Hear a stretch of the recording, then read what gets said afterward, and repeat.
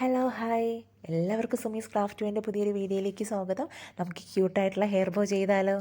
ഇതിന് വേണ്ടി ഞാൻ എടുത്തിരിക്കുന്നത് സാറ്റിൻ റിബണാണ്. ഡബിൾ സൈഡ് സാറ്റിൻ റിബൺ അല്ല, ഒറ്റ സിംഗിൾ സൈഡാണ് കേട്ടോ. ഞാൻ എടുത്തിരിക്കുന്നത് ഒരു 36 സെൻറ്റിമീറ്റർ നീളത്തിൽ ഞാൻ കട്ട് ചെയ്തെടുത്തിട്ടുണ്ട്. 37 സെൻറ്റിമീറ്റർ എടുത്തതെന്ന് പറയുന്നത് നമുക്ക് അറൗണ്ട് 35 ആണ് ആവശ്യം. 1 സെൻറ്റിമീറ്റർ ഞാൻ എക്സ്ട്രാ ഇട്ടതിൻ്റെ റീസൺ എന്ന് പറയുന്നത് നമ്മൾ എഡ്ജെല്ലാം കട്ട് ചെയ്ത് ഉരുക്കി വരുമ്പോൾ ഒരു 35 വേണം, അതിന് വേണ്ടിയിട്ടാണ് കേട്ടോ. എടുക്കുക. എന്നിട്ട് ഇതുപോലെ ഫോൾഡ് ചെയ്ത് സെൻറ്റർ നന്നായിട്ടൊന്ന് ഫോൾഡ് ചെയ്ത് കൊടുക്കുക. എപ്പോഴും ഹെയർ ബോ ചെയ്യുമ്പോൾ ഫോൾഡിംഗ് ആണ് ഇമ്പോർട്ടൻറ്റ്. അതിനുശേഷം ആ സെൻറ്ററിലേക്ക് ഇതുപോലെ ഒന്ന് കറക്റ്റ് ഫോൾഡ് ചെയ്ത് വയ്ക്കുക. എന്നിട്ട് സെൻറ്ററിലേക്ക് ഹാൻഡ് കൊണ്ട് പ്രസ് ചെയ്ത് എഡ്ജസൊക്കെ ഒന്ന് നേരാക്കി ഇനി ഇത് ടൈ ചെയ്തെടുക്കുക. ഇത്രയാണ് നമുക്ക് ഈ സിമ്പിളായിട്ട്, വളരെ സിമ്പിളായിട്ട് ചെയ്യാൻ പറ്റുന്നൊരു ക്യൂട്ടായിട്ടുള്ള ഒരു ഹെയർ ബോയാണ്. ഒരു പാരറ്റ് ഗ്രീൻ കളറാണ് കേട്ടോ, ശരിക്കും ഒരു പാരറ്റ് ഗ്രീനാണ്. ചെയ്ത് കഴിഞ്ഞപ്പോൾ നമ്മൾ ഹെയർ ബോ ചെയ്യുമ്പോൾ നമുക്ക് ഭയങ്കര ഭംഗിയോ ഒന്നും തോന്നില്ല. പിന്നെ സാറ്റിൻ റിബണിൻ്റെ ഒരു പ്രത്യേകത നമുക്ക് എപ്പോഴും ഉണ്ടാകും. ഗ്രോസ് ഗിറിൻ റിബണിനെക്കാളും ചെയ്യുന്നതിൽ വളരെ ഭംഗി. ഇതൊരു 8 സെൻറ്റിമീറ്റർ നീളത്തിലാണ് ഞാനിങ്ങനെ ചെയ്തിരിക്കുന്നത് കേട്ടോ. നമ്മൾ ഫോൾഡ് ചെയ്ത് വരുമ്പോൾ നമുക്ക് അത്രയും കിട്ടും. ഇനി ഇതിൽ കുറച്ചും കൂടെ നീളത്തിൽ നമുക്ക് വേണമെങ്കിൽ ഈ 36 സെൻറ്റിമീറ്റർ എന്ന് പറഞ്ഞാൽ കുറച്ചുകൂടെ വലുതായിട്ട് നമുക്ക് ഹെയർ ബോ ആണെങ്കിൽ ഒരു 40 ഒക്കെ എടുക്കാം. ഞാൻ എടുത്തിരിക്കുന്നത് 1 ഇഞ്ചിൻ്റെ ഹെയർ ബോയാണ് കേട്ടോ. 1 ഇഞ്ചിൻ്റെ സാറ്റിൻ റിബണാണ്. അതുകൊണ്ട് ഞാൻ ഒത്തിരി വീതി കൊടുത്തില്ല. പിന്നെ സാറ്റിൻ റിബൺ ചെയ്യുമ്പോൾ ഗ്രോസ് ഗിർ റിബണിനെക്കാളിലും നമ്മുടെ സാറ്റിൻ റിബണാണ് ഏറ്റവും ഭംഗി. സെൻറ്റർ ഇതുപോലെ ഒന്ന് ടൈ ചെയ്തെടുക്കുക. ഇത് ചെയ്ത് വരുമ്പോൾ ഒരു സാറ്റിൻ റിബണിൻ്റെ ഒരു ഭംഗിയുണ്ടാകും. പക്ഷേ അത് കഴിഞ്ഞിട്ട് നമ്മളിതിൽ ചെയ്യുന്ന ഓരോരോ കാര്യങ്ങളുമാണ് അതിൻ്റെ ഒരു പ്രത്യേക ഭംഗി കൊടുക്കുന്നത്. നമ്മൾ സാധാരണ നോർമലായിട്ട് നമ്മൾ ബോ ചെയ്യാറുണ്ടല്ലോ, ഹെയർ ബോ ചെയ്യാറുണ്ട്, റിബൺ ബോസ് നമ്മൾ ഒത്തിരി ചെയ്യാറുണ്ട്. എത്ര ചെയ്താലും നമ്മൾ ചെയ്ത് കഴിഞ്ഞിട്ട് ആ ഫൈനൽ നമ്മൾ ചെയ്യുന്ന കാര്യങ്ങളിലാണ് ബാക്കിയെല്ലാം. ഇതുപോലെ ഒന്ന് ടൈ ചെയ്തെടുത്താൽ മതി. ചെയ്ത് കഴിഞ്ഞതിന് ശേഷം നമ്മൾ സൈഡൊക്കെ ഒന്ന് അറേഞ്ച് ചെയ്ത് എല്ലാം ഒന്ന് എടുക്കുക. നമ്മൾ ചെയ്യുന്നതിൻ്റെ ത്രെഡിൻ്റെ തുമ്പ് പുറത്ത് കാണാത്ത രീതിയിൽ കട്ട് ചെയ്ത് മാറ്റുക കേട്ടോ. കണ്ടല്ലോ, നല്ല സിമ്പിളായിട്ട് എന്ന് വെച്ച് കഴിഞ്ഞാൽ വേറെ ഒരു ബുദ്ധിമുട്ടൊന്നുമില്ല. ജസ്റ്റ് അതെടുക്കുന്നു, ഫോൾഡ് ചെയ്യുന്നു, ആയിട്ടുണ്ട്. ഇനി ഒരു ചെറിയൊരു പീസ് എടുത്ത് അതിനെ ഫോൾഡ് ചെയ്യുക, സെൻറ്റർ കവർ ചെയ്യുക. ഇത് സെയിം അതിൻ്റെ ചെറിയ റിബൺ ഉണ്ടെങ്കിൽ അത് മതിയാവും.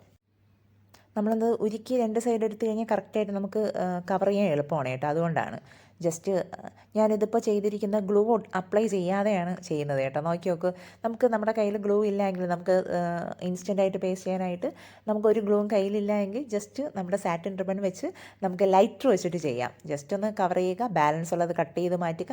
നമ്മൾ ഒന്ന് അവിടെ ലൈറ്റർ വെച്ചിട്ട് ഇതുപോലെ ഒന്ന് ടൈറ്റാക്കിയിട്ട് വേണം ചെയ്യാൻ. എത്ര നമുക്ക് ലെങ്ത് ആവശ്യമുണ്ട് അതെല്ലാം കട്ട് ചെയ്ത് മാറ്റിയതിന് ശേഷം ഇതുപോലെ ഒന്ന് ലൈറ്റർ വെച്ച് നന്നായിട്ട് ഉരുക്കുക.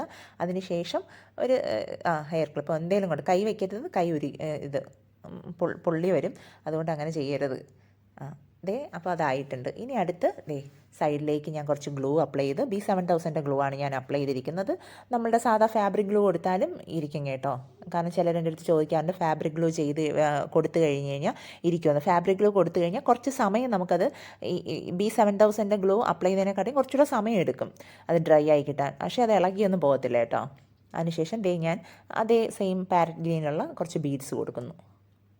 ഒരു ലെയറായിട്ട് നമ്മൾ ഒരു സൈഡ് ഫുള്ളായിട്ടല്ല കവർ ചെയ്യുന്ന, ഓരോന്നിൻ്റെ ഓപ്പോസിറ്റ് സൈഡിൽ കണ്ടോ, ഇതുപോലെ കൊടുക്കുക. ഇനി ഇത് ഞാൻ ഒരു സൈഡിൽ ഇങ്ങനെ കൊടുത്ത് അടുത്ത സൈഡിൽ ഓപ്പോസിറ്റ് സ്റ്റോൺസ് കൊടുത്താലും അതൊരു വെറൈറ്റി ആയിരിക്കും കേട്ടോ.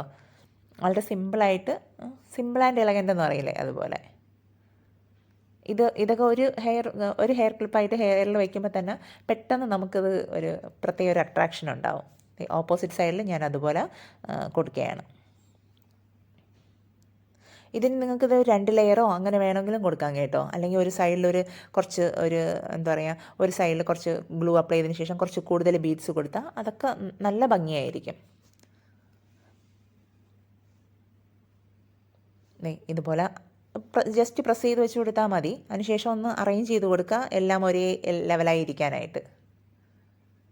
കണ്ടല്ലോ, ഭയങ്കര രസമാണ് കേട്ടോ. ഇത് ചെയ്ത് കഴിഞ്ഞിട്ട് ഇതുപോലുള്ള ചില കുട്ടികൾ, കുറച്ച് മുതിർന്ന കുട്ടികൾക്ക് നമ്മുടെ ബാൻഡിനെക്കാളും ഹെയർ ബോസിനോടായിരിക്കും കൂടുതൽ ഇഷ്ടം.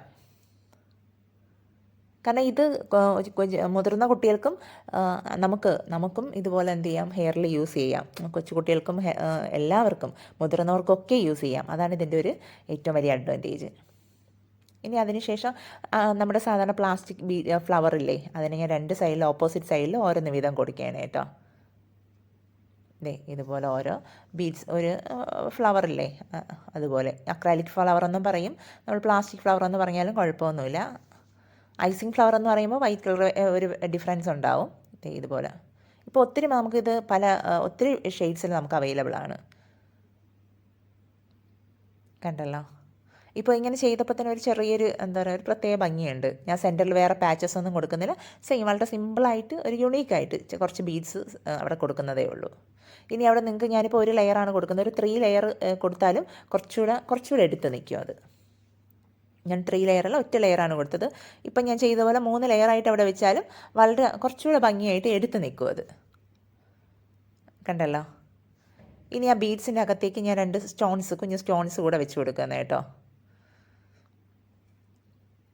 എന്താ, ജസ്റ്റ് ഗ്ലൂ അപ്ലൈ ചെയ്യുക.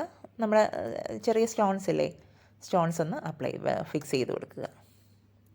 ഇതെല്ലാം ചെയ്ത് കഴിഞ്ഞിട്ടാണ് അടുത്ത് ഞാൻ ഹെയർ ബോയിൽ നമ്മുടെ അലിഗേറ്റർ ക്ലിപ്പ് കൊടുക്കുന്നത്. ഇത് അലിഗേറ്റർ ക്ലിപ്പോ സെൻറ്റർ ക്ലിപ്പോ എന്ത് വേണം, നമുക്കാണെങ്കിൽ മുതിർന്നവർക്കാണെങ്കിൽ സെൻറ്റർ ക്ലിപ്പ് കൊടുക്കാം, അല്ലെങ്കിൽ അലിഗേറ്റർ ക്ലിപ്പ് വേണമെങ്കിലും കൊടുക്കാം, ഏതാണെങ്കിലും കൊടുക്കാം. ഒരു ഫെൽറ്റ് ഷീറ്റ് കട്ട് ചെയ്യുക, ഫെൽറ്റ് ഷീറ്റിൽ ഗ്ലൂ അപ്ലൈ ചെയ്യുക, ഒന്ന് ഫിക്സ് ചെയ്യുക. അതിനുശേഷം നമുക്ക് അലിഗേറ്റർ ക്ലിപ്പ് ഫിക്സ് ചെയ്ത് കൊടുക്കാം. ചിലപ്പോൾ നമുക്ക് ഈ ബ്ലാക്ക് കളർ തന്നെ ഫെൽറ്റ് ഷീറ്റ് കിട്ടണമെന്നില്ല കേട്ടോ. അപ്പോൾ നമ്മൾ വേറെ കളർ യൂസ് ചെയ്താലും കുഴപ്പമൊന്നുമില്ല. അതിനുശേഷം ഇതുപോലെ ഹെയർ ക്ലിപ്പും ഫിക്സ് ചെയ്ത് കൊടുത്തു. ഇനി ഞാൻ അടുത്ത് ഒന്നുകൂടെ പറയാണ്, നമ്മളിപ്പം ഫിക്സ് ചെയ്യുമ്പോൾ വേറെ കളറാണ് ഫെൽറ്റ് ഷീറ്റ് നമ്മുടെ കയ്യിലുള്ളതെങ്കിൽ, ഇപ്പോൾ ബ്ലാക്ക് നമ്മൾ ഹെയറിൽ വെച്ച് കഴിഞ്ഞാൽ ബ്ലാക്ക് നമുക്ക് പുറത്തറിയാൻ പറ്റത്തില്ല. നമ്മളിങ്ങനെ നോക്കുമ്പോൾ ആ ബ്ലാക്ക് കളർ സൈഡിൽ ചിലപ്പോൾ കാണാൻ പറ്റുമായിരിക്കും, പുറത്തേക്ക് കണ്ടല്ലോ, സൈഡിലേക്ക് നമുക്ക് ഇങ്ങനെ കാണാൻ പറ്റും. ഇത് വേറെ കളർ, വൈറ്റ് കളർ എന്തെങ്കിലും ആണെങ്കിൽ ജസ്റ്റ് ഒന്ന് ഇങ്ങനെ ഉരുക്കി കൊടുത്താൽ മതി. പക്ഷേ ശ്രദ്ധിച്ചുരുക്കണം, കാരണം സാറ്റിൻ റിബൺ ആയിട്ട് പെട്ടെന്ന് ഉരുകിപ്പോവും, അതുകൊണ്ട് കൊടുക്കുക. കണ്ടില്ലേ, ഇപ്പോൾ അത് പുറത്തേക്ക് അറിയാൻ പറ്റില്ല. അതുകൊണ്ട് അങ്ങനെ ചെയ്താൽ മതി. നോക്കിയേ, ഭയങ്കര യുണീക്കായിട്ട് വളരെ വെറൈറ്റി ആയിട്ടുള്ള ഒരു ഹെയർ ബോയാണ്. നിങ്ങളെല്ലാവരും ചെയ്യാൻ ശ്രമിക്കണം. പുതിയൊരു വീഡിയോ ആയിട്ട് കാണുന്നവരെ എല്ലാവർക്കും ബൈ.